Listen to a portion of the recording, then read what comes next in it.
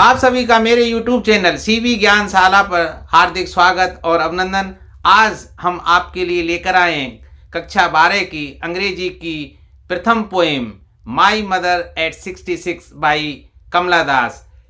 तो इस लेसन में आपको सब कुछ मिलेगा जो आप जानना चाहते हैं। आपके लिए न केवल इस पोएम की समरी हिंदी में मिलेगी बल्कि अंग्रेजी में भी मिलेगी। इसके अलावा हर तरह के प्रश्न होंगे, चाहे वो ऑब्जेक्टिव टाइप हों, शॉर्ट आंसर टाइप हों और ऐसे टाइप हों। इसके अलावा जो आपके प्रश्न पत्र में आता है ना, व्याख्या करने के लिए explanation with reference to context, वो भी प्रमुख जो स्टांजा हैं इस पोएम के, उनकी मैं आपको करके बताऊंगा किस तरह से उनको लिखा जाता है। और एक चीज और बताऊंगा कि आपको मान लीजिए प्रश्न समझ में ही नहीं आए तो सारे प्रश्नों का एक उत्तर क्या हो सकता है वो भी मैं बताऊंगा। तो देखिए, इस कविता की शुरुआत करते हैं हम इसके सारांश के साथ, और वो भी हिंदी में। पहले मैं सारांश आपको हिंदी में बताने जा रहा हूं, फिर इसका सारांश मैं आपको अंग्रेजी में बताऊंगा। तो देखिए, ये जो कविता है वो मानवीय संवेदनाओं पर आधारित है। एक माता और पुत्री का संबंध कितना गहरा होता है, और जैसे जैसे माता की उम्र बढ़ती जाती है, पुत्री द्वारा बिछड़ने की जो संवेदनाएं होती हैं उनको बहुत मार्मिक तरीके से कमला दास ने इस पोएम में व्यक्त किया है। इस कविता की जो शुरुआत होती है वो होती है कि जो लेखिका हैं या कवित्री हैं वो अपने घर से और कोचीन एयरपोर्ट की तरफ जा रही हैं। शुक्रवार का सुबह का समय, तो हम यहाँ मान सकते हैं कि जो कवित्री हैं वो कहीं और रहती हैं अपने परिवार के साथ। वो अपने माँ बाप से मिलने आई थी और मिलने के पश्चात वो कोचीन एयरपोर्ट जा रही हैं, जहाँ से वो अपने घर के लिए जाएंगी। उनको सी ऑफ करने के लिए अर्थात विदा देने के लिए उनकी माँ भी उनके साथ हैं। जब वो गाड़ी से जा रही होती हैं, अचानक उनकी नज़र बगल की सीट पर बैठी हुई अपनी माँ की तरफ पड़ती है। माँ उस समय ऊँग रही थी, डोजिंग ऑफ शब्द आया उसके लिए, और उनका मुंह खुला हुआ था, चेहरे पर झुर्रियां पड़ी हुई थी, राख की तरह लग रही थी। अपनी माँ की वृद्धावस्था को देखकर कवयित्री का हृदय करुणा से भर जाता है। उनसे बिछुड़ने का आभास होता है। उनके जो अंतःमन में एक दर्द उभर कर आता है कि माँ से कब बिछड़ जाएं। यही जब अंतर्द्वंद उनके मन में चल रहा था, तो इस नेगेटिव फीलिंग को हटाने के लिए, इससे बचने के लिए वो अचानक खिड़की से बाहर की तरफ देखती हैं और देखती हैं कि हर चारों तरफ हरियाली है और जो पेड़ हैं वो उनकी कार के पीछे भागते हुए नजर आ रहे हैं। उसके लिए स्प्रिंटिंग शब्द उसका प्रयोग किया है, अर्थात यहाँ मानवीकरण अलंकार का प्रयोग किया है। मैं बताऊंगा इंग्लिश में, हर चीज को अंग्रेजी में बताऊंगा आपको, चिंता ना करें, पहले हिंदी में इसको समझ लीजिए। तो यहाँ पेड़ों को ऐसे बताया गया है व्यक्ति की तरह कि वो कार के पीछे भाग रहे हैं। हम सब जानते हैं कि जब कार तेजी से दौड़ती है तो जो पेड़ हैं वो पीछे भागते हुए दिखाई देते हैं। तो ये किस बात का द्योतक है? ये इस बात का द्योतक है कि भाई समय बहुत तेजी से बीत रहा है, समय बहुत तेजी से भाग रहा है और हम निरंतर काल के आगोश की तरफ बढ़ रहे हैं। इसके अलावा उनको, जो कवित्री को घरों से प्रसन्न मुद्रा में खेलते हुए बच्चे नजर आते हैं, वो उनको उनकी युवा अवस्था के दिन याद दिलाते हैं कि वो भी युवा थी, उस समय उनकी माँ भी युवा थी, तो कितने अच्छे दिन थे। तो ये एनर्जी का द्योतक है। एक भाई देखो, दोनों विरोधाभास चीजें यहां दर्शाई गई हैं। एक तरफ तो माँ की वृद्धावस्था जो वो बिल्कुल अपने मतलब अंत के निकट है, जहां ऊर्जाहीन निस्तेज उनकी माँ फ्रंट सीट पर बैठी हुई हैं, ऊँग रही हैं, मतलब अर्ध निद्रा में है। और दूसरी तरफ उन्हें जस्ट इसके अपोजिट एनर्जेटिक शब्दों को दिखाया है, जैसे बच्चे एकदम प्रसन्न मुद्रा में घरों से बाहर निकल रहे हैं और हरियाली है। तो ये सब प्रसन्नता की बात है। तो चलिए आगे कविता को हम बढ़ाते हैं। जैसे ही एयरपोर्ट पर कवित्री पहुंचती है, सिक्योरिटी, आप जानते हैं सिक्योरिटी चेकअप होता है। सिक्योरिटी चेकअप के बाद पुनः वो अपनी माँ की तरफ देखती है, जो कुछ दूरी पर वो खड़ी हुई है, क्योंकि वो अंदर नहीं जा सकती थी, माँ उनको सी ऑफ करने के लिए आई है। तो अचानक पुनः माँ से अलगाव का जो दुख है वो उभर आता है। वो अलगाव कौन सा है भाई? बचपन में देखिए, जब माँ कहीं किसी काम से बाहर जाती है तो बच्चा रोने लग जाता है, माँ के साथ जाने की जिद करता है। अब वो दूसरे रूप में आता है कि मैं अब यहाँ से जा रही हूँ और जब वापस कभी आऊंगी तो माँ मिलेगी या नहीं मिलेगी, क्योंकि माँ का जो चेहरा है बिल्कुल निस्तेज हो गया है। और यहाँ माँ के चेहरे की जो तुलना है उन्होंने लेट विंटर मून से की है। अब आप जानते हैं कि जो सर्दी का मौसम होता है वो आखिरी मौसम होता है, तो इसका जो आप अर्थ कैसे निकाल सकते हैं कि कभी यहाँ माँ के समय को अंतिम समय मान रहा है या मान रही है, और कवित्री को कोई आशा नहीं है कि पुनः माँ से भेंट हो पाएगी या नहीं हो पाएगी। लेकिन इस दुख को कवित्री अपने चेहरे पर नहीं आने देना चाह रही है, क्योंकि अगर वो चेहरा उसकी माँ को दिख जाएगा तो माँ दुखी हो जाएंगी। इसलिए वो भारी मन से इस दुख को अपने अंतः मन में समाते हुए प्रसन्नता के साथ माँ से कहती हैं कि सी यू सून अम्मा, अर्थात अम्मा माँ के लिए आया है। तो वो उनसे एक आशा की प्रकट करती है कि माँ आप बिल्कुल ठीक हो और हम पुनः एक बार मिलेंगे। इसके साथ ये कविता समाप्त हो जाती है। तो आपने देखा कवित्री ने कितने मार्मिक शब्दों से इस कविता को रचा है। तो चलिए अब इसका सारांश मैं आपको अंग्रेजी में बता देता हूं। तो पहले हम शुरू करते हैं detail analysis of the poem. तो देखिए, my mother at 66 is a beautiful poem describing the beautiful bond between a daughter and her mother। ये ए है भाई, राइटिंग मिस्टेक हो जाती है भाई। देखिए, मैंने एक तरह से आपके लिए हलवा बनाया है। सारांश हिंदी में और अंग्रेजी में लिखा है, हिंदी में बता रहा हूं। उसके पश्चात ऑब्जेक्टिव टाइप है, फिर शॉर्ट आंसर टाइप है, फिर एक्सप्लेनेशन, मतलब जो प्रमुख स्टांजा हैं उनका एक्सप्लेनेशन आपको करके बताया। तो हर चीज आपको तैयार मिलेगी। आपको केवल जैसे हलवा तैयार मिलता है, चम्मच से खाया जाता है, उसी तरह आपको केवल ये सुनना है वीडियो और अपने ढंग से इसको याद करना है भाई। तो देखिए, जो माई मदर एट 66 क्या है, एक बहुत सुंदर कविता है जो डिस्क्राइब करती है, वर्णन करती है ब्यूटीफुल बॉन्ड। एक बहुत सुंदर बॉन्ड मतलब संबंध, बॉन्ड मतलब जुड़ाव होता है किनके बीच में? Between a daughter and her mother, एक माँ और उसकी पुत्री के बीच। The key take away from the summary of the mother at 66 is that ageing is a process that is bound to happen inevitably. कि भाई उम्र लगातार बढ़ती रहती है और इसको हम कंट्रोल में नहीं कर सकते। The poet of this poem does a great job of depicting how relationship between individuals become more consolidated with age। तो कवित्री यहां बहुत ही सुंदर शब्दों में बताती हैं कि जैसे जैसे उम्र बढ़ती है संबंध और प्रगाढ़ होते जाते हैं।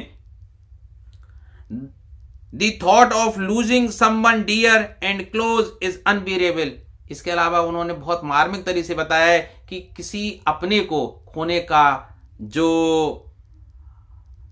विचार है वो असहनीय होता है। देखिए, थॉट माने विचार, लूजिंग समवन डियर, किसी प्रिय को खोने का जो विचार होता है, एंड क्लोज जो हमारे घनिष्ठ हैं, इज अनबियरेबल, असहनीय। बियरेबल माने सहनीय और अनबियरेबल माने असहनीय होता है। And the author has beautifully depicted the same through the words of her poem.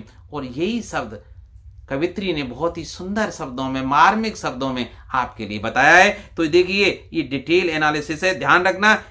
अगर आप इन लाइनों को भी याद कर लेते हैं तो हर प्रश्न के उत्तर में इनको लिखा जा सकता है बहुत सुंदरता के। आगे जब जाके आप प्रश्नों को देखेंगे तो आप पाएंगे कि घुमा फिरा के इन्हीं शब्दों को उत्तर में लिखा जा सकता है। तो चलिए अब एक्सप्लेनेशन ऑफ द पोएम, हम थोड़ा सा विस्तार से इस कविता के बारे में जान लेते हैं। और एक बात और मैं बता दूं, अगर आपने एक्सप्लेनेशन ऑफ द पोएम को ढंग से याद कर लिया तो कोई भी प्रश्न चाहे कैसा भी हो जाए, चाहे कोई भी स्टांजा आपको एक्सप्लेन करने के लिए आ जाए, आप नहीं छोड़ेंगे। और हाँ, एक बार और कह दूं यार, चैनल को सब्सक्राइब कर लें, और आप अगर अच्छे बच्चे हैं तो अपने मित्रों को भी इस वीडियो को शेयर कर दें, जिससे वो भी इस वीडियो से लाभान्वित हो सकें। तो चलिए बात करते हैं एक्सप्लेनेशन ऑफ द पोएम की। इट वाज फ्राइडे मॉर्निंग, जैसा मैंने पहले बताया, शुक्रवार का समय था भाई, सुबह का। द पोइटेस कह सकते हैं, यहाँ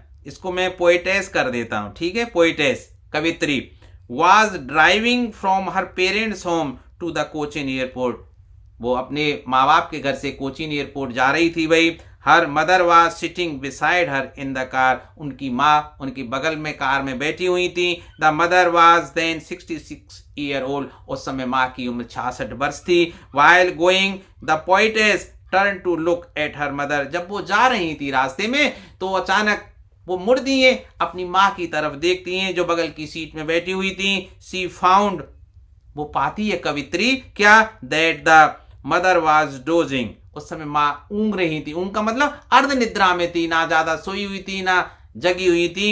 and her mouth was open, और उनका मुंह खुला हुआ था।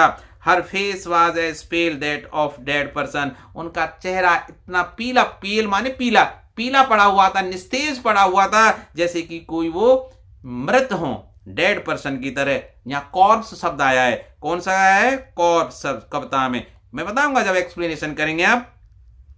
हाँ देखिए, अब द पोइटेस फुल्ली रियलाइज्ड, पूरी तरह से उनको महसूस हो जाता है कवित्री को, that her mother was not going to live long, कि उनकी माँ अब ज्यादा जिंदा नहीं रहेंगी। She was numbed with the thought of losing her, वो बहुत भावुक हो जाती हैं, व्याकुल हो जाती हैं इस विचार से कि उनकी माँ अब ज्यादा दिन नहीं रहेंगी, या बहुत दिनों बाद वो नहीं मिल पाएंगी। The poetess was in pen and try to shift her attention by looking outside the car so that she could ignore the negative feeling, और ये जो नकारात्मक विचार आ रहे थे अपनी माँ को खोने के, इनसे बचने के लिए कवित्री कार के जो खिड़की है उसके माध्यम से दूसरी तरफ देखती है।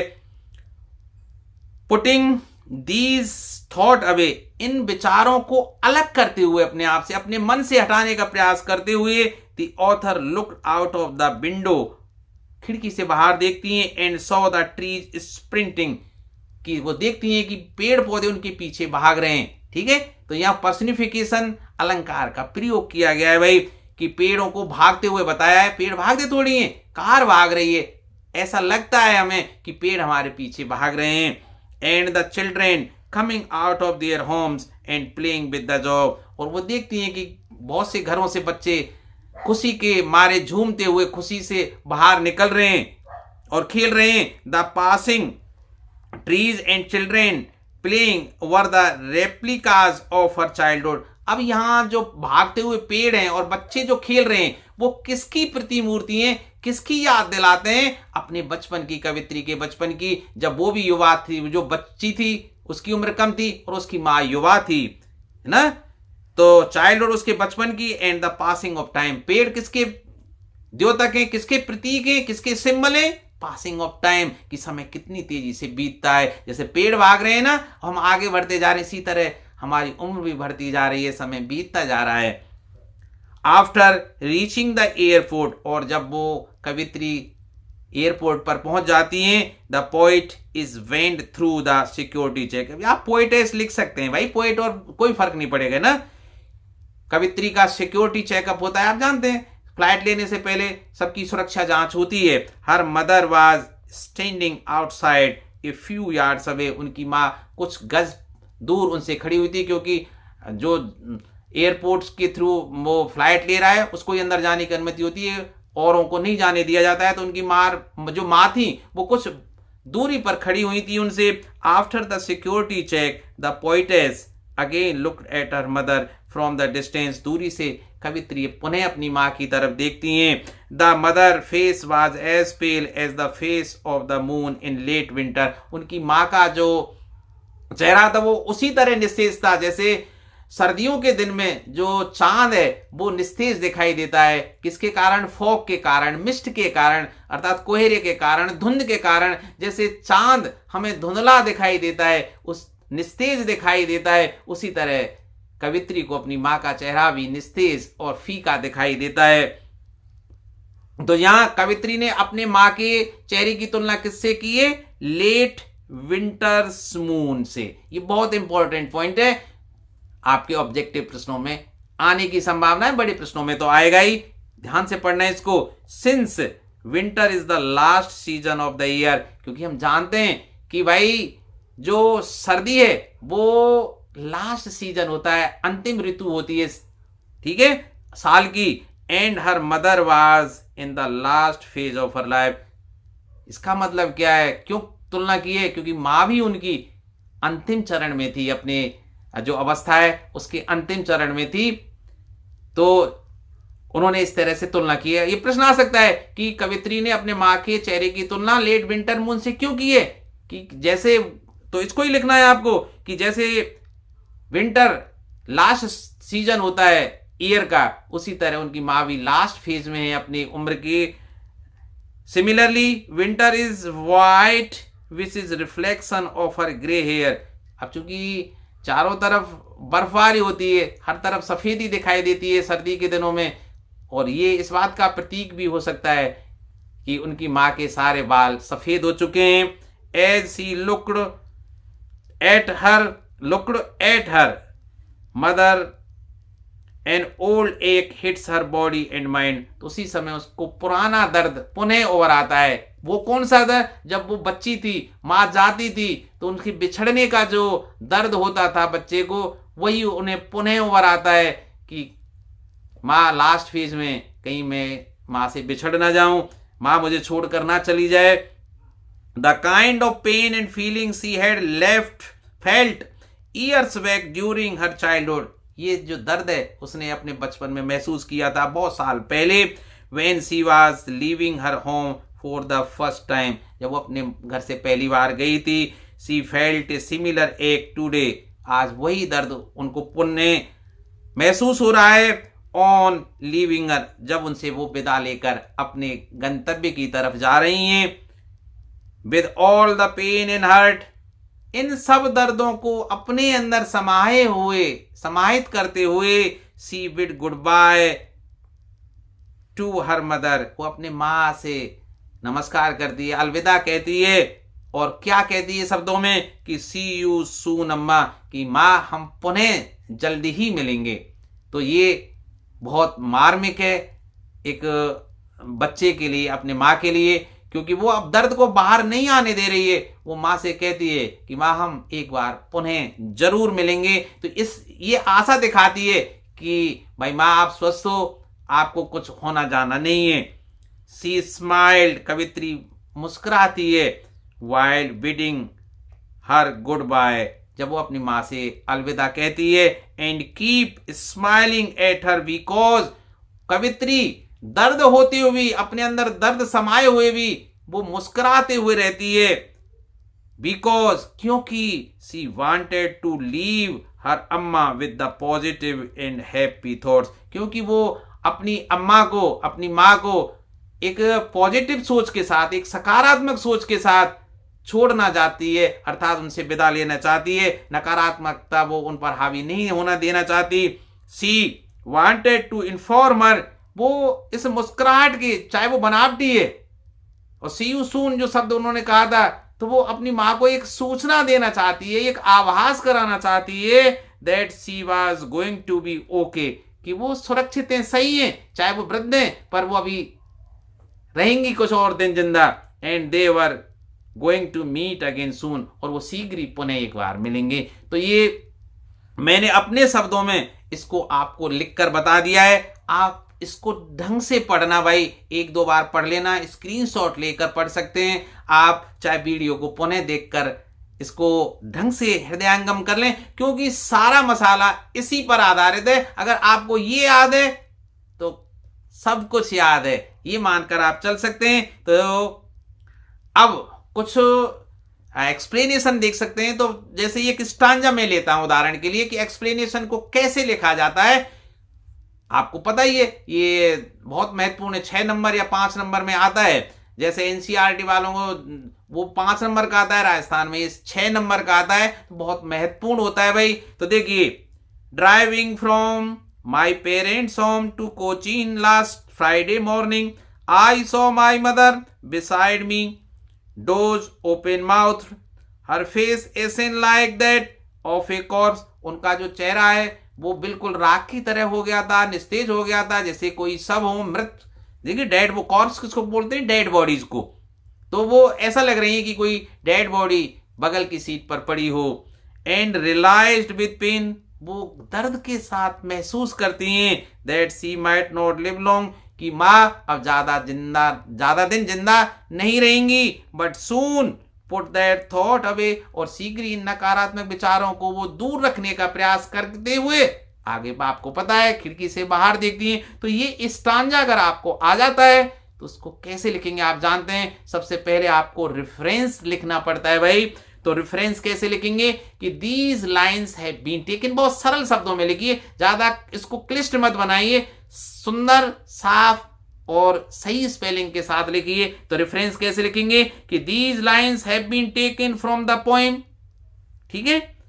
और पोएम का नाम इन्वर्टेड कोमास में आप लिखिए माय मदर एट 66, और फिर जैसे ही पोएम का नाम खत्म हो जाए आप इन्वर्टेड कोमास को बंद कीजिए, फिर कवित्री या कवि का नाम लिखिए। तो आप कैसे लिखेंगे? Written by Kamala Das, written लिख सकते हैं या कंपोज्ड शब्द, क्योंकि कविता को कंपोज किया जाता है। तो आप रिटेन शब्द लिखें या कंपोज लिखें, दोनों ही सही है भाई। A leading Indo Anglian poet, ठीक है। तो आप इन लाइनों को हर स्टांजा में लिख दीजिए इस कविता में, ठीक है भाई। अब उसके बाद क्या लिखा जाता है? कॉन्टेक्स्ट लिखा जाता है कि ये बातें कब की चल रही हैं, ये किस समय की बातें चल रही हैं उसका सॉरी। कॉन्टेक्स्ट में क्या लिखते हैं कि जो लाइन उद्धृत की गई है वो किस समय की हैं, कब की बातें हैं, ठीक है। उनसे ठीक पहले वाली बातें या उनसे संबंधित बातों को लिखा जाता है और उसके पश्चात दी गई लाइनों का एक्सप्लेनेशन लिखा जाता है, भाव लिखा जाता है भाई। तो देखिए कॉन्टेक्स्ट कैसे लिखेंगे, ये कब की बातें? While travelling from her parents home to Cochin, जब वो अपने माँ बाप के घर से कोचीन एयरपोर्ट पर जा रही थी। द पोइट या पोइटेस, देखिए मैं पहले क्लियर कर दिया, पोइट लिखिए पोइटेस लिखिए कोई फर्क नहीं पड़ता है। Sadly looks at her aged mothers, वो अपनी वृद्ध मां की तरफ देखती हैं। रिंकल्ड, जो झुर्रियां पड़ी हुई, रिंकल माने झुर्री, जो इस तरह की झुर्रियां पड़ती जाती हैं, है ना। एंड कलरलेस फेस, कलरलेस का मतलब है निस्तेज चेहरा था, उन पर कलर नहीं था, लाल रंग नहीं था, मतलब खून की कमी थी, वृद्धावस्था थी, झुर्रियां पड़ी हुई थी, निस्तेज चेहरा था।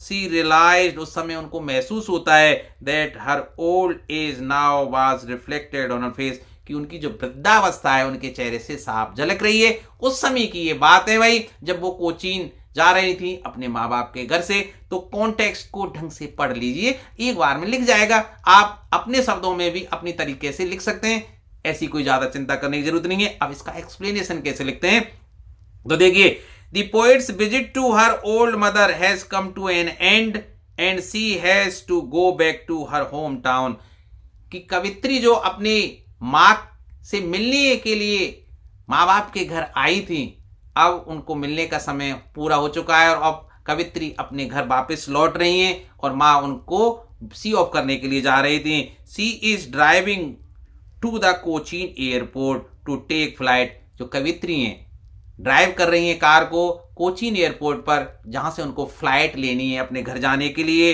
And her 66 year old mother accompanies her, और उनकी 66 साल की वृद्ध माँ उनके साथ जा रही हैं। टू सी हर ऑफ, उनको विदा करने के लिए ना, सी हर ऑफ, सी ऑफ माने विदा करना। ऑन द वे, रास्ते में। दी मदर डोजेज ऑफ, माँ उनीदी हो जाती है। भाई कार जब चलती है वृद्ध पुरुषों को हल्की नींद आने लग जाती है। डोज माने नींद आना है ना, लाइट स्लीप कह सकते हैं। डोज ऑफ का मतलब लाइट स्लीप, ऐसे कह सकते हैं, लाइट स्लीप, हल्की नींद। And the poet looks at her mother intensely, अपनी मां की तरफ गंभीरता से देखती हैं। Her mother's face was open, उस समय उनकी माँ का चेहरा खुला हुआ था, एंड लाइफलेस, और ऐसा लग रहा था कि उस चेहरे में कोई जीवन ही नहीं है, कोई सजगता या क्या कहें, ताजगी नहीं है। और वो चेहरा कैसा लग रहा था, जैसे लाइक ही डेड बॉडी की, वो एक डेड बॉडी की तरह है भाई। It was a saddening site, ये दृश्य बहुत दुखद था। सैडनिंग, दुखद, साइट माने दृश्य, साइट किसको बोलते हैं, दृश्य को बोलते हैं भाई। फॉर द पोएटेस, कवित्री के लिए, to behold her mothers old face, कि वो ज्यादा देर तक माँ के चेहरे की तरफ देख पाती।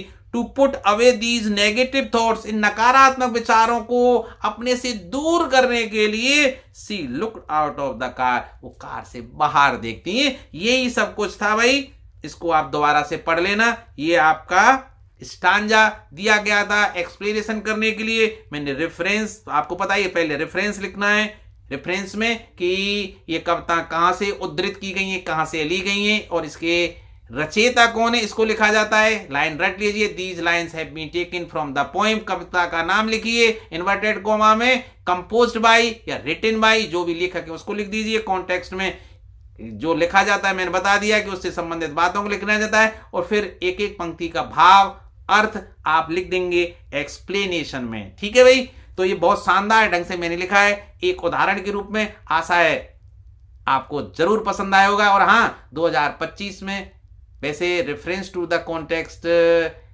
आरबीएससी वालों के लिए तो संभावना कम है, क्योंकि पिछली साल 2024 में इससे पूछ लिया था, तो शायद संभावना कम है। फिर भी संभावना से इनकार तो नहीं कर सकते, पढ़ लेना भाई। अब अगर इसमें विशेष आपको लिखना है, अपने आप को और बच्चों से उच्च स्तर का आपको दिखाना है, तो जैसे हिंदी में व्याख्या लिखते समय आप विशेष शब्द लिखते हैं ना, तो विशेष लिख सकें। उसमें क्या है कि कविता में कौन कौन सी लिटरेसी डिवाइस का प्रयोग किया गया है, अलंकार का, या जो भी आप बताना चाहते हैं विशेष, वो आप लिख सकते हैं। तो देखिए यहाँ लिटरेरी डिवाइस क्या है, सिमिले। सिमिले का मतलब जानते हैं आप कि डायरेक्ट कंपेरिजन करते हैं हम, एज का प्रयोग करके। ध्यान रखना, सिमिले किसको बोलते हैं कि उसमें हम डायरेक्ट कंपैरिजन करते हैं, तुलना करते हैं हम किसका प्रयोग करके, लायक या एज का। तो यहां तुलना कहां की गई, देखिए कॉर्प्स से तुलना की गई, उनके शरीर की तुलना किससे की गई, कॉर्प्स से। तो देखिए हर फेस ऐसे like that of a corps. ठीक है भाई, तो देखिए हाँ यही लाइन मैंने लिख दी है, चलो लिख दी है। तो ये लाइन आई थी ना, हर फेस एसेन लाइक, उनका चेहरा राख की तरह। एसेन, एस माने राख होती है भाई। ऐसे सीरीज भी तो होती है क्रिकेट की।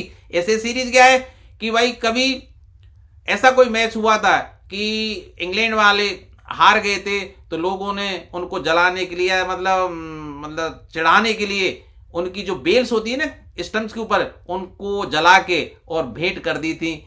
तो तभी से ये ऐसे श्रृंखला खेली जाती है। तो एस किसको बोलते हैं, राख को बोलते हैं। तो उनका जो चेहरा राख की तरह लगा हुआ था, और वो कैसे निस्तेज दिख रही थी कि जैसे कोई कॉर्प्स हो। कॉर्प्स का मतलब डेड बॉडी, डेड बॉडी। ठीक है, तो ये क्या था, शिमले था भाई। The poet compares her mothers pale lifeless face to a corpse. कवि यहां मां के निस्तेज चेहरे की जो तुलना है वो सबके चेहरे, सबका मतलब मृत व्यक्ति के चेहरे से उसकी तुलना करता है। हाईलाइटिंग हर फेल्टी एंड एजिंग, इसमें वो हाईलाइट प्रमुखता से क्या दिखाता है कि उनकी मां वृद्धावस्था के कारण ऐसा हो रहा है भाई। दूसरा क्या है, एंड अब दूसरा स्टांजा है, सेकंड स्टांजा में ले रहा हूं उदाहरण के रूप में। And looked out at young trees sprinting, car से जब बाहर देखती हैं, कहां देखती हैं, यंग ट्रीज स्प्रिंटिंग, कि जो युवा पेड़ हैं वो भाग रहे हैं कार के पीछे। में बहुत कुछ इसमें के बारे में बता चुका हूं। द मैरी चिल्ड्रेन, मैरी का मतलब प्रसन्नचित्त जो बच्चे हैं, spilling out of their Holmes, spilling मतलब एकदम से बाहर करके आना, देयर होम्स। ठीक है, घर से बाहर आ रहे हैं। But after the airport security check, लेकिन एयरपोर्ट पर सिक्योरिटी चेकअप के बाद standing a few yards away, अपनी मां से कुछ गज दूरी पर वो खड़ी हुई हैं। लुक्ड अगेन एट हर, वो पुनः मां की तरफ देखती हैं। वैन पेल, चेहरा निस्तेज है, वही as a late winters moon, जो मैं अपने एक्सप्लेनेशन में बता चुका हूं। पर इस स्टांजा को कैसे लिखेंगे, वही रेफरेंस लिखता है जो मैंने पहले बता दिया है, तो मैंने नहीं लिखा है यहां। ठीक है, तो सबसे पहले शुरुआत कर लेते हैं कि इसमें जो कठिन शब्द हैं उनकी मीनिंग क्या है भाई। यंग ट्रीज स्प्रिंटिंग, एक शब्द आया है यहाँ, यंग ट्रीज स्प्रिंटिंग। इसका मतलब क्या है, when the vehicle is moving, जब कोई वाहन चलता है, the young trees appear to be racing behind, तो हमें ऐसा प्रतीत होता है कि जो पेड़ हैं वो हमारे पीछे भाग रहे हैं। ठीक है, तो यहां पर्सनिफिकेशन में बताऊंगा आगे कि यहां पर्सनिफिकेशन अलंकार का प्रयोग किया गया है। फिर एक और शब्द आया है, merry children spilling out of their homes, तो इसका मतलब क्या है, मैरी का मतलब चीयरफुल, प्रसन्नचित, children rushing out of their home, ठीक है, अपने घरों से भागकर निकल रहे हैं। फिर एक और आया है, as a late winters moon, here the poet means that her mothers colourless face appeared like that of a late winter, उनका जो माँ का निस्तेज चेहरा है वो लेट विंटर मून की तरह दिखाई दे रहा है, जिसकी मैंने चर्चा एक्सप्लेनेशन में पहले ही कर दी थी। लिटरेरी डिवाइस आप लिख देना इसमें, literary device young trees sprinting, तो ये क्या है, कौन सा है डिवाइस भाई, पर्सनिफिकेशन, मैंने पहले ही बता दिया था। ये पर्सनिफिकेशन हो जाएगा, मतलब पर्सनिफिकेशन क्या होता है, giving human quality to non human things, कि हम कभी जो निर्जीव वस्तुएं होती है ना उनको मानव की तरह दिखा देते हैं, निर्जीव नहीं सॉरी, जो मानव नहीं है उनको मानव की तरह जब हम दिखाते हैं तो उसको पर्सनिफिकेशन कहते हैं। जहां ट्रीज को भागते हुए मानव की तरह, जैसे मानव कार के पीछे भाग सकता है उसी तरह ट्रीज को भागते हुए यहाँ दिखाया गया है। आप जानते हैं ट्रीज स्थिर रहते हैं, वो भाग नहीं सकते, फिर भी उनको भागते हुए दिखाई दिया है, मतलब इस कविता में दिखाया गया है। इसका मतलब कि ये पर्सनिफिकेशन का उदाहरण है भाई। फिर यहाँ सिमले भी है, कैसे सिमले आप जानते हैं, जब डायरेक्ट कंपैरिजन करते हैं, तुलना करते हैं एज की, तो देखिए वेन पेल एज आया है ना भाई, और चेहरे की तुलना किससे की है, लेट विंटर्स मून, तो her mother's face is compare to dim weak winter moon, क्योंकि सर्दियों के समय जो चांद की रोशनी है वो बहुत कम दिखाई देती है, किसके कारण, फॉग एंड मिस्ट के कारण, धुंध और कोहरे के कारण।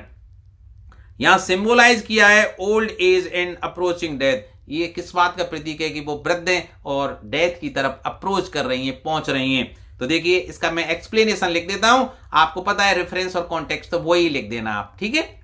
तो देखिए एक्सप्लेनेशन क्या है, in order to divert her attention from her ailing mother, अपने ध्यान को नेगेटिव थिंकिंग से बचाने के लिए, वृद्ध माँ के दुख से बचने के लिए, the poetess looked out of the vehicle, अपने जो कार है उससे वो बाहर देखती हैं, at young trees and happy children coming out of their homes, वो मैंने बता ही दिया। When they reach the airport, और जब वो the poet went to the airport security check, after the physical separation from her mother,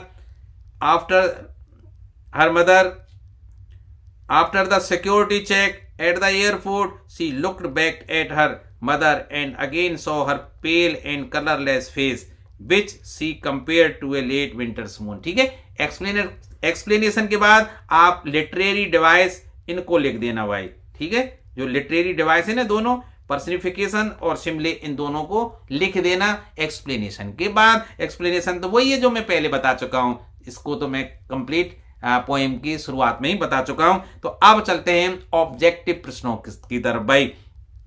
तो प्रश्नों की शुरुआत किससे करते हैं, ऑब्जेक्टिव प्रश्नों के साथ।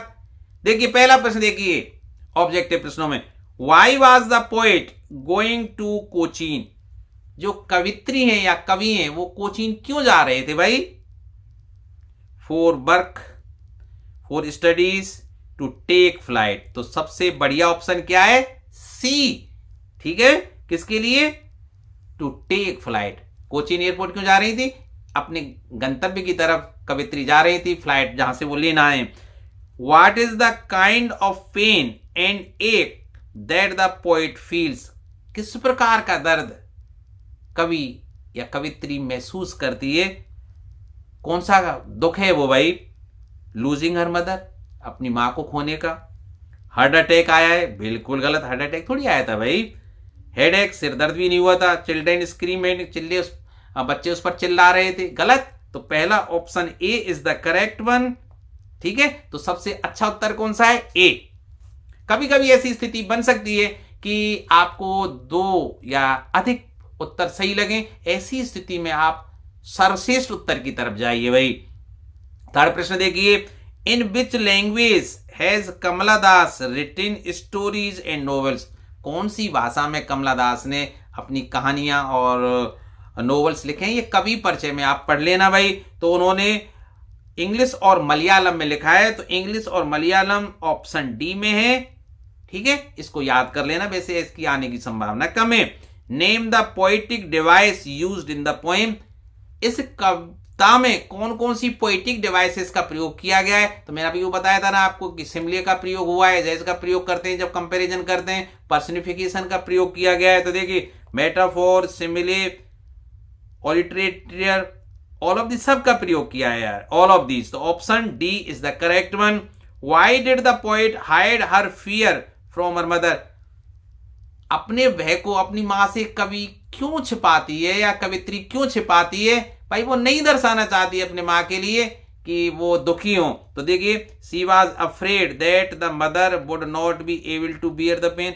कवित्री को भय कि मां उस दुख को सहन नहीं कर पाएगी। पढ़ लेते हैं, पढ़ लेना भाई, ये सही सा उत्तर लग रहा है, आगे और देख लेते हैं, हो सकता है इससे और ज्यादा सही हो, नहीं तो ये तो सही है ही।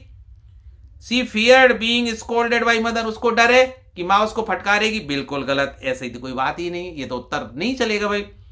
सी was not so close to her mother to share her deep emotion, ये तो बिल्कुल गलत है, वो मां के बिल्कुल करीब नहीं थी। ये कौन कह रहा है यार, वो मां के इतनी करीब है तभी तो उसको दर्द हो रहा है। ऑल ऑफ दीज, ये तो बिल्कुल गलत है। तो option A is the correct one भाई। अगला छठा प्रश्न देखिए, winters moon is reference to mothers. विंटर्स मून मां के किस अंग से तुलना की है भाई? विंटर्स मून की फेस की भाई है, और वो किसके कारण है? ओल्ड एज के कारण भाई, मदर्स ओल्ड एज के कारण रेफरेंस लिया है भाई। तो ठीक है, ए। यहां सुंदरता नहीं है, चांद सुंदर, विंटर में कहां चांद सुंदर होता है यार, धुंधला दिखाई देता है। What does Asian face signify? जो राख की तरह चेहरा है वो किसका सिग्निफाई है, किसका प्रतीक है भाई? एक तरह से वर्ल्ड फेस, जला थोड़ी था, गलत भाई, ये ऑप्शन तो सही नहीं है। Face is covered with ice, ये भी गलत है, राख से थोड़ी चेहरा ढक गया है। Pale and lifeless face of poets mother, ये किसका है भाई? किसको व्यक्त कर रहा है कि मां का बढ़ी हुई उम्र के कारण, ओल्ड एज के कारण चेहरा बिल्कुल निस्तेज है, बिल्कुल कलरलेस है, झुर्रियां पड़ी हुई हैं, इसीलिए इसकी तुलना की गई है। तो C is the correct answer here. What does the poet notice outside the car? कवित्री कार के बाहर क्या नोटिस करती है? दो ही चीज नोटिस करती है, sprinting trees and merry children spilling out of their homes. तो देखिए, sprinting trees and running children, option A, ये तो भाई आ ही गया, पढ़ने की जरूरत ही नहीं है। What do the parting word see you soon Amma signify? जब वो मां से अलविदा कह रही है और कह रही है कि सी यू सून अम्मा, तो ये किस बात का द्योतक है, किस बात का प्रतीक है भाई?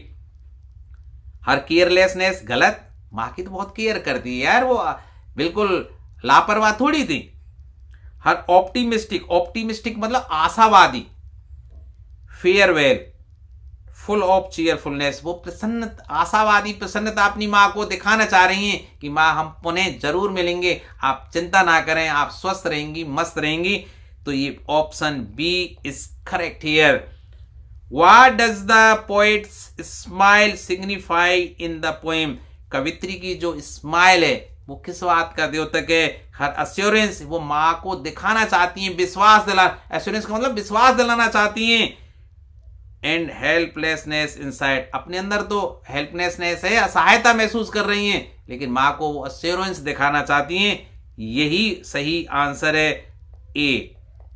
अब चलिए 11वां प्रश्न, the person in the car beside the poetess was? कवित्री की बगल में कौन बैठा हुआ था भाई?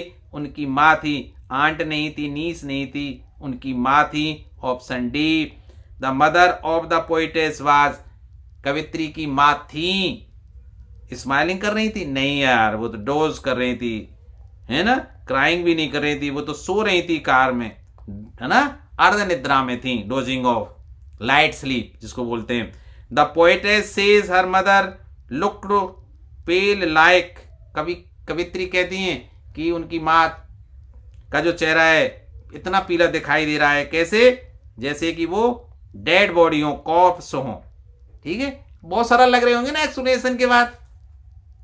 कमला Das realised that her mother was very, ना, कमला दास को महसूस हुआ कि उनकी मां है कैसी, यंग गलत, एनर्जेटिक गलत, ओल्ड, ठीक है, बहुत ज्यादा वृद्ध हैं भाई।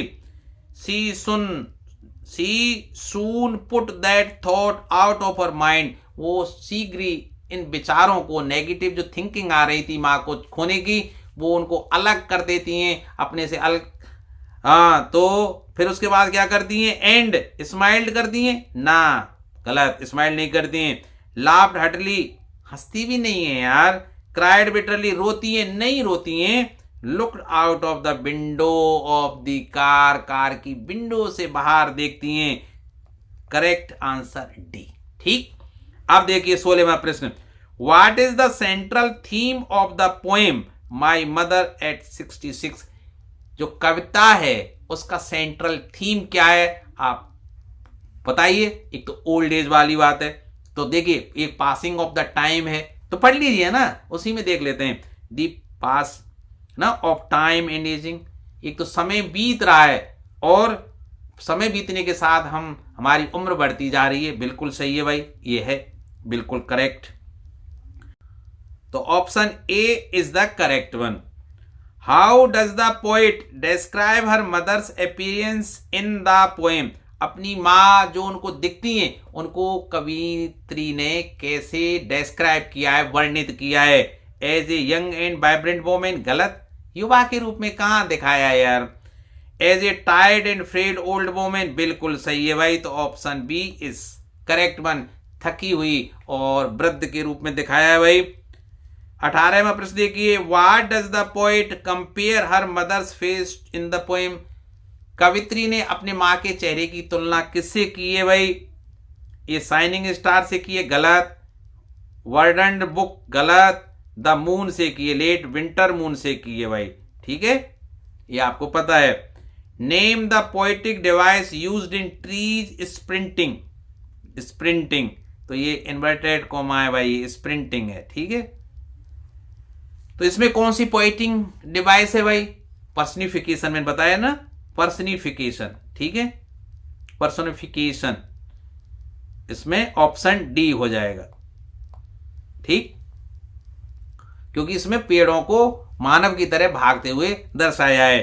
What do merry children symbolise, यहां जो प्रसन्न बच्चे हैं जो घरों से बाहर आ रहे हैं वो किसका प्रतीक है भाई, vigour and vitality, confidence and energy, anxiety and despair, ये तो बिल्कुल ही नहीं हो सकता, एक्साइटमेंट, ये भी गलत है, तो ये किसका है, ए ऑप्शन का, युवावस्था में ऊर्जा का एक प्रतीक है भाई, है ना, वाइटलिटी मतलब शक्ति या ऊर्जा का। Out of the options given choose the distinctive feature of the poem, जो दिए गए ऑप्शन है आपको दिए, जो नीचे दिए गए उनमें से वो चुनिए जो इस कविता का एक अलग फीचर आपको बताए। It's simile, the metaphor, alliteration and imagery, narrative style, इसका जो सबसे बढ़िया क्या है, ये है डी। देखिए, क्योंकि ये कविता स्टांजा में विभक्त नहीं है, हमने तोड़े थे, एक ही कविता है 14 लाइन की, सिंगल सेट है, तो ये इसका सबसे बड़ी विशेषता है। तो narrative style using a single sentence, narrative style है, वर्णनात्मक स्टाइल है कमला दास की, और एक ही सेंटेंस जो 14 लाइन का है उसमें कविता समाप्त की है भाई, कहीं कॉम मतलब फुल स्टॉप नहीं आया है। तो narrative style using a single sentence in a set of 14 lines, this is the correct answer, D. Why was the mothers face looking like that of course, जो कवित्री हैं उनका जो चेहरा है सबकी तरह क्यों दिखाई दे रहा है, ये 2 नंबर के प्रश्न में भी आ सकता है ऑब्जेक्टिव के अलावा। क्यों भाई, it was dull and dark, it was pale, lifeless and colourless, यही आंसर सबसे बढ़िया है भाई, option B is the correct one. आप सी और डी को पढ़ लेना, पढ़ ले देते हैं। इट वॉज टायरसम, गलत। इट वॉज रिंकल, ये सही है, पर जो सर्वश्रेष्ठ आंसर है वो बी है भाई। अब शॉर्ट आंसर टाइप वाले प्रश्नों में, या short answer type, very short answer type और शॉर्ट आंसर टाइप, दोनों को मैं एक साथ आपको बता देता हूं। तो चलिए शुरुआत करते हैं प्रश्न संख्या 23 के साथ। What emotions dominate the poem? ऐसे कौन से भावना है, इमोशन है, ठीक है, जो इस कविता को डोमिनेट करते हैं या प्रमुखता से इस कविता में आए हैं भाई। The poem is dominated by emotions of love. इसमें कौन सी भावना की अधिकता है? प्यार की, जो माँ और पुत्री के बीच में है। फियर, भय, कि लड़की को लग रहा है, बेटी को लग रहा है कि वो माँ को खो ना दे। सौरो, दुख है, माँ वृद्धावस्था में उनका चेहरा निस्तेज पड़ा हुआ है, वो कितने दिन जिंदा रहेंगी इस बात का कवित्री को दुख है। एंड होप, और आशा भी है कि वो माँ से पुनः एक बार और मिल पाएगी। तो ये सब जो इमोशंस हैं इसमें कौन कौन से? Love, fear, sorrow and hope.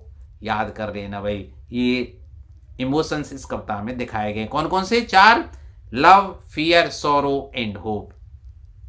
The poets love for her mother, मैंने अभी बताया था ना कि कवित्री का अपनी माँ के प्रति प्रेम, एंड फियर ऑफ सेपरेशन, उनसे अलग हो, सेपरेशन माने अलग होने का, माँ से अलग हो रही हैं, वो अपने घर की तरफ जा रही हैं, अपने बच्चों को के पास जा रही हैं। तो ये बात है भाई। And intervene creating a poignant emotional journey.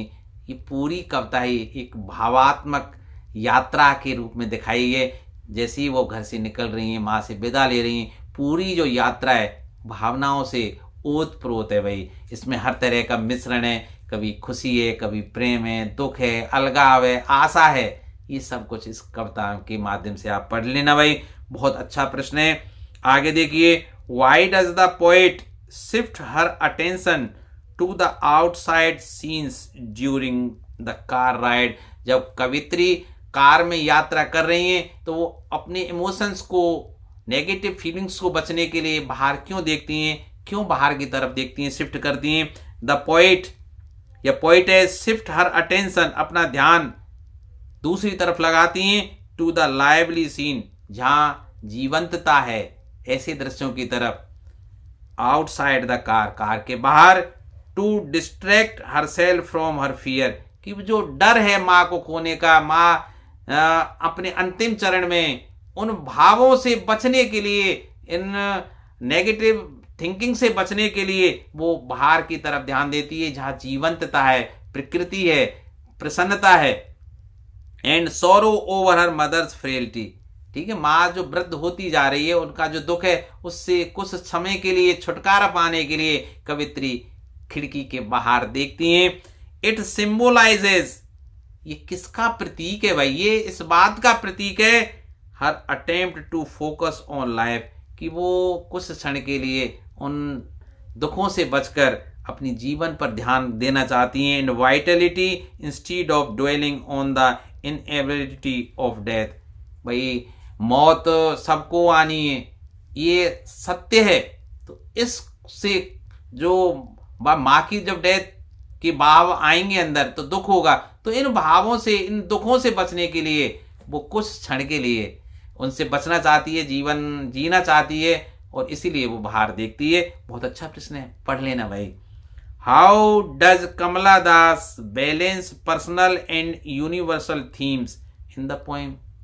ठीक है, कि जो कमला दास हैं वो कैसे संतुलन बैठाती हैं व्यक्तिगत और यूनिवर्सल थीम के साथ। तो देखिए, while the poem is rooted in Kamala Das personal experience of her mothers ageing, ठीक है भाई, it addresses universal themes of ageing. अब इसमें भाई माँ उनकी व्यक्तिगत बात है भाई, माँ उनकी व्यक्तिगत रूप से देखा जाए तो उन कवित्री की माँ वृद्ध हो रही हैं, बिल्कुल सही है, उनका चेहरा निस्तेज दिखाई दे रहा है, सही है। अब यूनिवर्सल बात क्या है कि कोई भी व्यक्ति जो इस संसार में जन्म लेता है वो उम्र के साथ वृद्ध होता जाएगा, और कोई भी अमर नहीं है, हर चीज मृत है भाई। मोर्टेलिटी, मोर्टेलिटी मतलब जो जीव जिंदा मतलब है यहाँ प्रकृति में, उसका नाश होना है, वो मतलब नश्वरता है, मतलब सबको जाना है भाई। एंड फेमिलियर है ना, एंड फेमिलियल, और इसके अलावा जो पारिवारिक, फेमिलियल माने फैमिली से बना है, फेमिलियल मतलब पारिवारिक बॉन्ड है, संबंध है, जुड़ाव, making it relatable to readers across cultures. ठीक है भाई, सभी कोई चाहे किसी भी कल्चर का, किसी भी संस्कृति को, किसी धर्म को मानने वाला हो, ये सब में होता है भाई। ठीक है, ये संबंध सभी धर्मों से, संस्कृतियों से, जातियों से ऊपर होते हैं। ये यूनिवर्सल थीम है भाई। What is the poets childhood fear mentioned in the poem, कि ऐसे कौन से बचपन के भय को इस कविता में दिखाया गया है।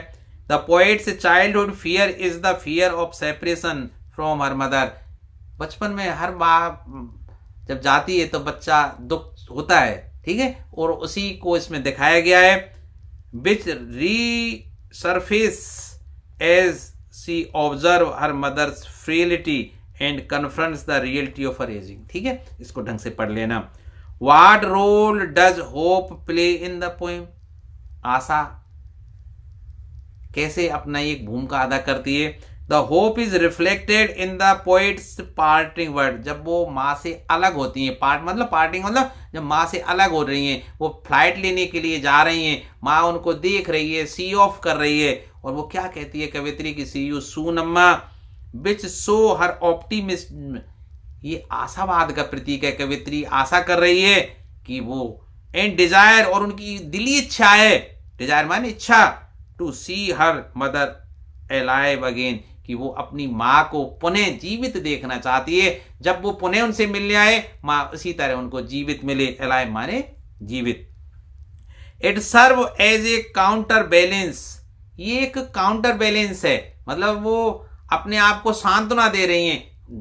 अंदर वह अनेक तरह के इमोशंस चल रहे हैं, दर्द है, उनको वो काउंटर बैलेंस करने के लिए to her sorrow and fear, अपने अंदर के भय और दर्द को काउंटर बैलेंस करने के लिए माँ से कहती है कि सी यू सून अम्मा, कि भाई माँ हम जरूर मिलेंगे।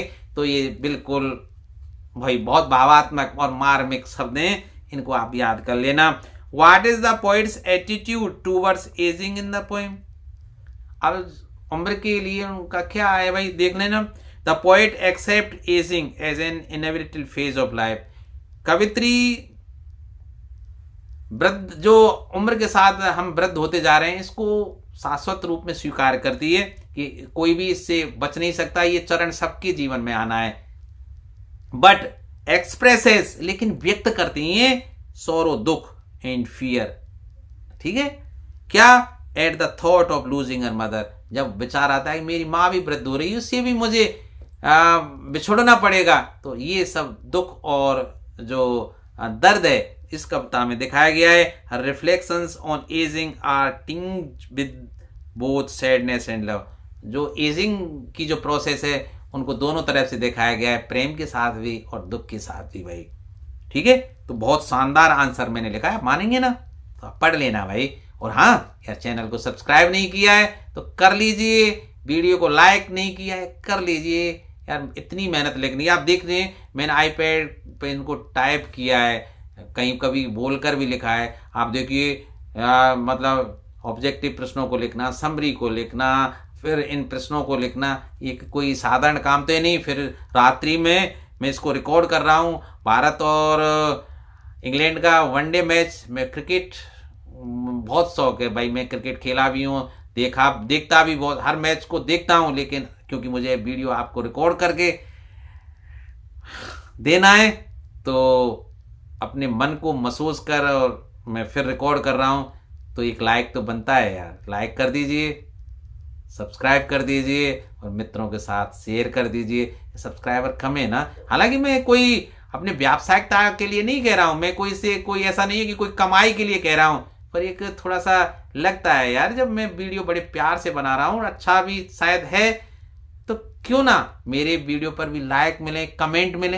हाँ, अगर आप सक्षम हैं तो यार कमेंट भी कर दीजिए, जैसा भी आपको लगे, अच्छा या बुरा जैसा भी हो। ठीक है, आपको मैं नहीं बांध रहा हूं, फिर आपकी मर्जी है, ना करें तो भाई मैं कौन सा आपको बाध्य कर सकता हूं। Why does the poet smile at the end despite her sorrow? कवित्री के अंदर दुख है, फिर भी वो अंत में क्यों मुस्कुराती है? आ गया है ना दिमाग में उत्तर? सही है, देख लेते हैं। The poet smile at the end to hide her sorrow and reassure her mother. वो अपने अंदर के दुख को इसलिए छिपाती है कि वो अपने माँ को आश्वस्त करना चाहती है, रीअश्योर आश्वस्त करना चाहती है, हर मदर किस बात को आश्वस्त करना चाहती है? दिस एक्ट ऑफ ब्रेवरी, ये बहादुरता का जो एक्ट है, कार्य है, एक्ट माने कार्य, सोज दिखाता है, हर अटेम्प्ट कि वो प्रयास कर रही हैं, टू क्रिएट बनाने का, ए पॉजिटिव एटमॉस्फेयर कि इस दुखद सोच में भी वो एक पॉजिटिव वातावरण, सकारात्मक वातावरण बना रही हैं, डेस्पाइट हर इनर टर्मोइल, चाहे वो अंदर से बहुत ज्यादा दुखी हैं फिर भी एक सकारात्मक सोच बना रही है, माँ को वो आवास नहीं कराना चाहती, इसलिए वो कहती है कि सी यू सून अम्मा। बहुत शानदार है, रटना पड़ेगा भाई, पढ़ना पड़ेगा, मनन करना पड़ेगा। अंग्रेजी वैसे एक बार में किसी को याद नहीं होती। What does the late winters moon symbolise in the poem? मैंने बता दिया, the late winters moon symbolise old age, ये किस बात का प्रतीक है? वृद्ध उम्र का। फेडिंग वायलिटी, जैसे चांदनी कोयरे के साथ उसकी जो वाइटलिटी है, ऊर्जा है, वो कम हो जाती है, इसी तरह जैसे जैसे उम्र बढ़ती है व्यक्ति की भी जो ऊर्जा है वो घटती जाती है। And the dimming of life, जैसे चांद की रोशनी कम हो जाती है सर्दी के दिनों में कोयरे के कारण, धुंध के कारण, उसी तरह उम्र बढ़ने के साथ हमारी जो लाइफ है, वाइट ऊर्जा है, वो भी कम होती जाती है। डिमिंग, डिम माने कम होना।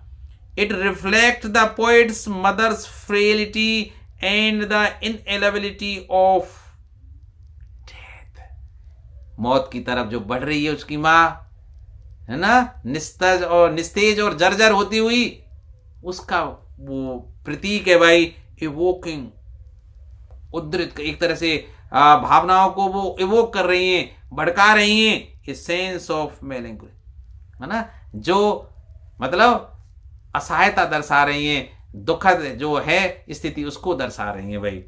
Discuss the universal appeal of the poem, ये बता दिया, प्रश्न आ चुका है, फिर भी मैं फटाफट इसको पढ़ के बता देता हूं। The poem has universal appeal, it explore the themes of ageing, क्योंकि प्रमुख थीम क्या है? एजिंग का, ठीक है, उम्र बढ़ने का, मोर्टेलिटी, सब नश्वर हैं, and the emotion bond between a parent and a child, किस तरह से जो भावात्मक संबंध होता है, लगाव होता है एक पेरेंट और बच्चे के बीच, उसको इसमें दर्शाया गया है।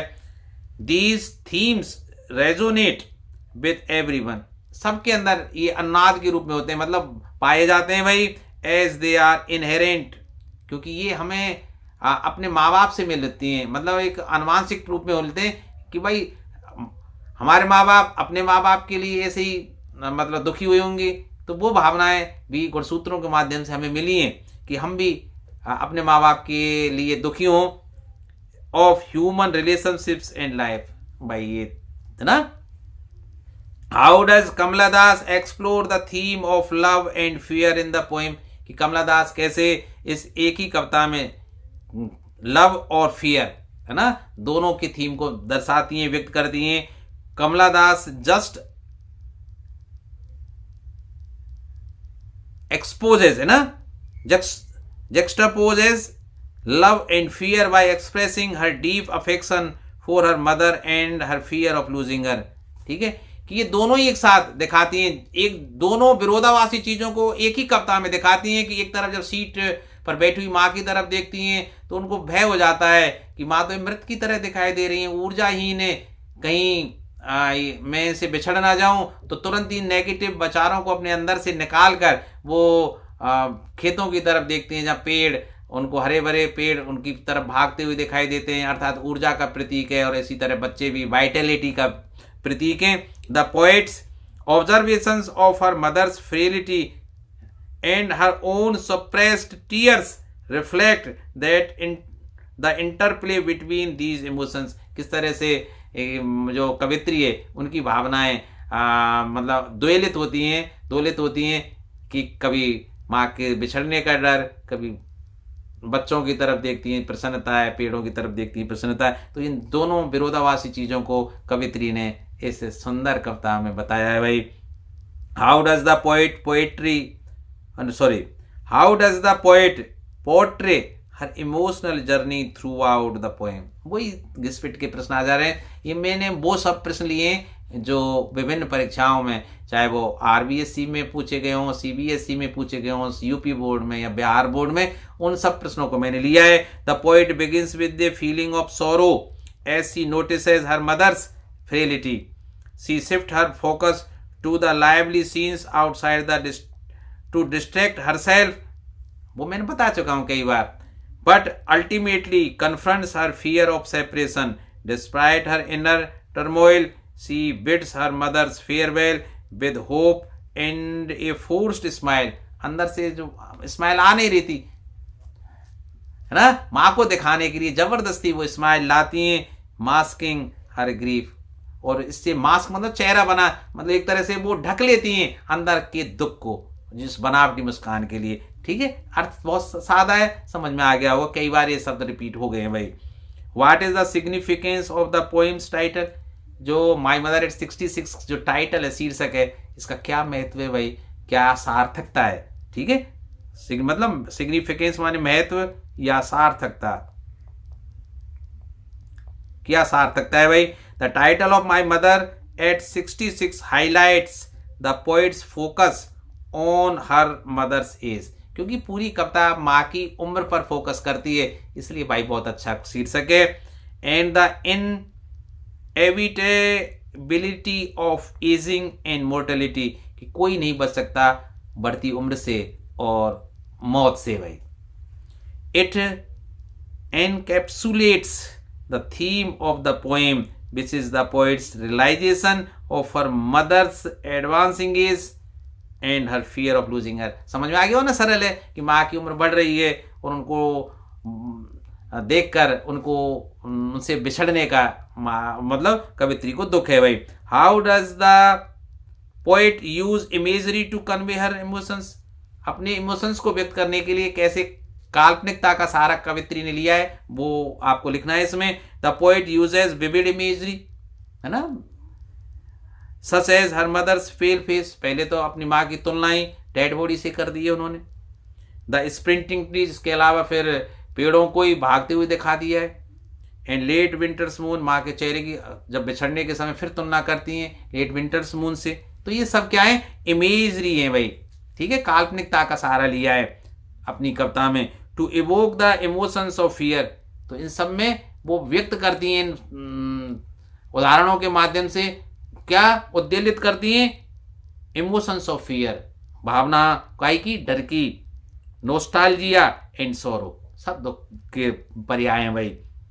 These images help the readers visualise, ये जो सब काल्पनिकताएं रीडर्स को एक विजुअलाइज, अपने अंदर एक चित्र बनाने के लिए मदद करेंगी।